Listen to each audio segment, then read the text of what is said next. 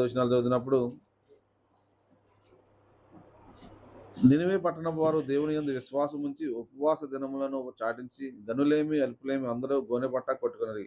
ఆ సంగతిని నినివే రాజుకు వినబడినప్పుడు అతడు తన సింహాసనం మీద దిగి తన రాజవస్త్రములను తీసివేసి గోనె పట్ట కట్టుకుని బూడిదలో కూర్చుండేది. మరియు రాజైన తనను తన మంత్రులకు ఆజ్ఞ ఇయ్యగా, ఒకవేళ దేవుడు మనసు తిప్పుకుని పశ్చాత్తప్తుడై మనము లయము కాకుండా తన కోపాగ్ని చల్లార్చుకొనును గనుక మనుషులు ఏది పుచ్చుకొనకూడదు, పశువులు గాని ఎద్దులు గాని గొర్రెలు గాని మేత మేయకూడదు, నీళ్లు త్రాగకూడదు. మనుషులందరూ తమ దుర్మార్గులను విడిచి తాము చేయు బలాత్కారములు మానివేయవలనని, మనుషులనేమి పశువులేమి సమస్త గోనెపట్ట కట్టుకొనవలనని జనులు మనఃపూర్వకంగా దేవుని వేడుకొనవలనని దూతలు నినివే పట్టణమును చాటించి ప్రకటన చేసిరి. ఆ నినివే వారు తమ చెడుతనాలను మానుకొనగా వారు చేయుచున్న క్రియలు దేవుని చూచి పశ్చాత్తాపుడై వారికి చేయుదురని తాను మాట ఇచ్చిన కీడు చేయక మానేను. కాబట్టి వీళ్ళందరూ కూడా మరి యోనా కూడా చెప్పినప్పుడు వీళ్ళందరూ కూడా మరి పశ్చాత్తాపంతో మరి వీళ్ళు కూడా మరి ఉపవాసాన్ని ప్రకటించుకొని మరి ప్రతి ఒక్కరు కూడా గోనె బట్ట కట్టుకొని బూడిదలో కూర్చున్నట్లుగా మనం చూస్తున్నాం. కాబట్టి ఎప్పుడంటే మరి ఇవన్నీ కూడా మరి చేసినప్పుడు దేవుడు ఒకవేళ మన పశ్చాత్తాపడే మన మనసు దేవుడు ఒకవేళ మనసు తిప్పుకున్నాము అంటే మనం పశ్చాత్తాపడే దేవుని సన్నిధికి వెళ్ళినప్పుడు దేవుడు కోపాగ్ని మన మీద నుంచి మరి తప్పుకొని దేవుడు మనల్ని మరి కాపాడతాడు అనేది మరి ఇక్కడ మనకు అర్థమవుతుంది. కాబట్టి పశ్చాత్తాపం అనేది మరి ఏ విధంగా మరి ఇక్కడ ఈ దేశాన్నే కాపాడింది. మరి ఇంకా చూస్తే మరి అపోస్తుల కార్యాల్లో చూసినప్పుడు 16వ అధ్యాయంలో మరి పౌలు శిలల విషయంలో కూడా మనం చూసినప్పుడు పౌలు శిలలు ఆ యొక్క చెరసాల ఉన్నప్పుడు మరి వాళ్ళు చేసిన మరి దేవుని ఆరాధించినప్పుడు 16:33-34 అండి. 27 నుంచి చూద్దాం అండి. 16 అధ్యాయం 27 నాయకుడు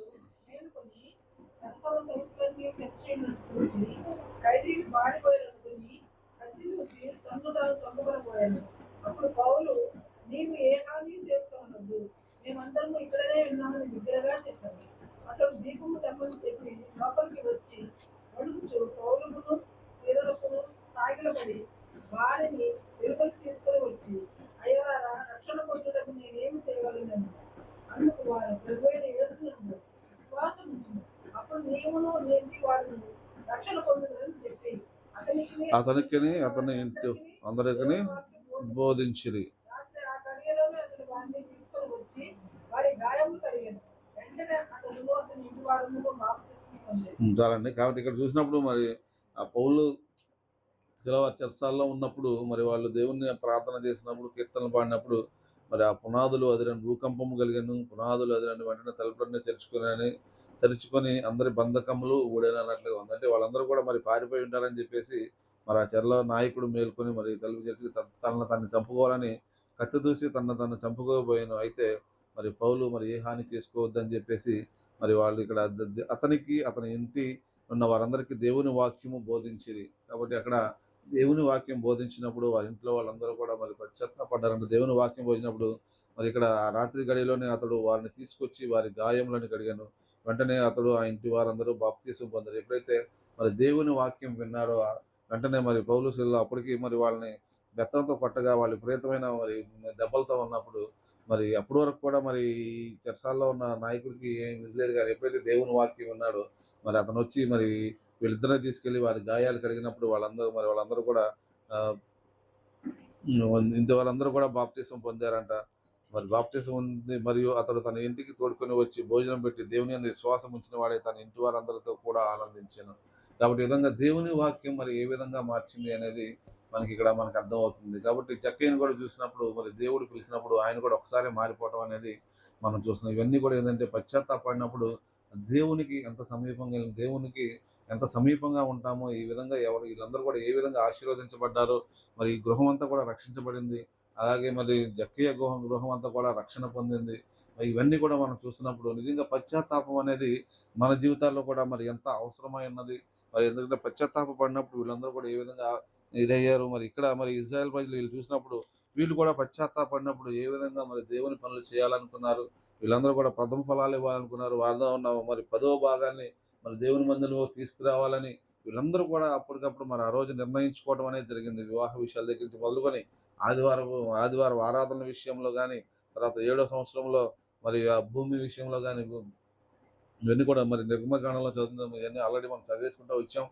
కాబట్టి ఇవన్నీ కూడా అంటే ఆదివారం విశ్రాంతి దినం అప్పటి వరకు వాళ్ళు సరిగ్గా ఆచరించలేదు కాబట్టి మరి విశ్రాంతి దినాన్ని ఆచరించాలి అని చెప్పేసి వాళ్ళు అనుకున్నారు. ఎందుకంటే అది అదొక కట్టడ. విశ్రాంతి దినం ఆచరించడం అనేది మన దేవునికి మనకు ఒక గుర్తుగా ఉన్నదని నిర్గమకాండము 31 అధ్యాయంలో మనకు కనపడుద్ది. కాబట్టి ఇవన్నీ కూడా వాళ్ళకి ఒకసారి ధర్మశాస్త్రాన్ని విన్నప్పుడు మరి వాళ్ళ హృదయాలు మరి కరిగిపోవటమే కాక వారు ఆ విధంగా మరి దేవునికి ఎంతో సమీపంగా మరి వచ్చారు కాబట్టి వాళ్ళందరూ కూడా మరి ఈ రోజున మరి ఒక శపథాన్ని మరి చేయగలిగారు. కాబట్టి మన జీవితాల్లో కూడా మరి ఏ విషయంలో అయినా మనం మరి తప్పిపోయి ఉంటే, ఏ విషయంలోనైనా మనం దేవుని దగ్గరికి రాలేకపోతున్నామో ఒకసారి మన జీవితాల్లో ఆలోచించుకొని మరి వాటి నుంచి మరి ఏ విధంగా అయితే మరి వీళ్ళందరూ బూడిదలో కూర్చున్నారు. యోబైతే తనను తాను అసహ్యించుకున్నాడంట. నిజంగానే ఒక్కోసారి అంటే అనిపిస్తదండి. ప్రార్థన చేయాల్సిన టైంలో చేయకుండా ఉన్నప్పుడు ఆ సమయం దాటిపోయిన తర్వాత ఏంటి ఈ టైంలో ప్రార్థన చేయలేకపోయాను అనేది ఒక్కోసారి ఆహ్, మనం కూడా అనుకుంటా ఉంటాం. అనుకోకుండా అయితే ఎవరుండరు. కాకపోతే అనుకున్న తర్వాత మరలా దాన్ని రిపీట్ కాకుండా ఉండడానికి మనం చూసుకోవాల్సిన అవసరం చాలా ఉంది. ఎందుకంటే అది అప్పుడప్పుడు పశ్చాత్తాపపడేసి వదిలేయటం కాదు గానీ, అది రిపీట్ అవ్వకుండా ఉన్నప్పుడే మరలా మనం అంటే చే ప్రార్థన చేయగలుగుతాం. కాబట్టి ఇవన్నీ కూడా మరి దేవుడు మనకి ఎందుకు తెలియజేస్తున్నారంటే ఎప్పటికప్పుడే దేవుడు ఆహ్, మనల్ని సరిజేయడానికి నిజంగా ఈ యొక్క నెహెమ్యా గ్రంథం చాలా అద్భుతంగా ఉందండి.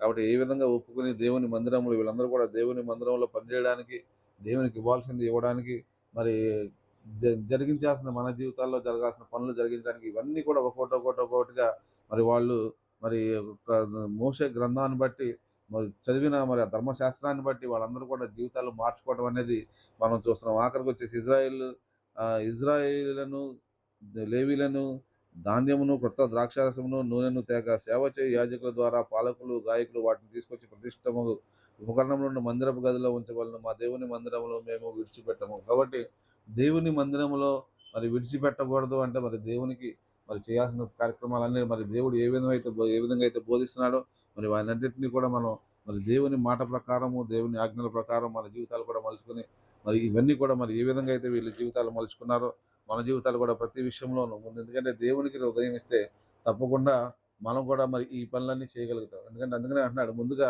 మరి అంతకుముందు అయితే పదవ భాగం అన్నారు కానీ యేసు ప్రభు వచ్చిన తర్వాత ముందుగా ఆ హృదయాన్ని నాకు ఇవ్వండి. అంటే దేవునికి మనం ఎప్పుడైతే మనసు ఇవ్వగలుగుతామో ఆ దేవుని మనసు మనకి ఇచ్చినప్పుడు ఆటోమేటిక్‌గా పశ్చాత్తాపంతో ఇవన్నీ కూడా మనం చేయగలుగుతాం. కాబట్టి ముందుగా మన హృదయాన్ని దేవుడికిచ్చి తర్వాత ఇవన్నీ కూడా అంటే ఎప్పుడైతే ఇవ్వగలుగుతామో దేవుని యొక్క ఆహ్, ఆ మనసు మనకొచ్చినప్పుడు మరి వాక్యం ప్రకారం మనం జీవించగలుగుతాం. అందుకనే నేనే జీవము, సత్యము, మార్గం అని చెప్పిన దేవుడు ఆయన జీవాన్ని పొందుకొని ఆయన మార్గంలో మనం నడిచినప్పుడు మనకు తెలియకుండానే ఒక్కొక్కటిగా మరి అన్నీ కూడా మనం దేవుడు చెప్పిన ప్రతీది కూడా మనం చేయగలగడానికి దేవుడు సహాయం చేస్తాడని ప్రభు పేరట కోరుకుంటూ కాబట్టి పశ్చాత్తాప హృదయం మనందరిలో కూడా ఉండాలి.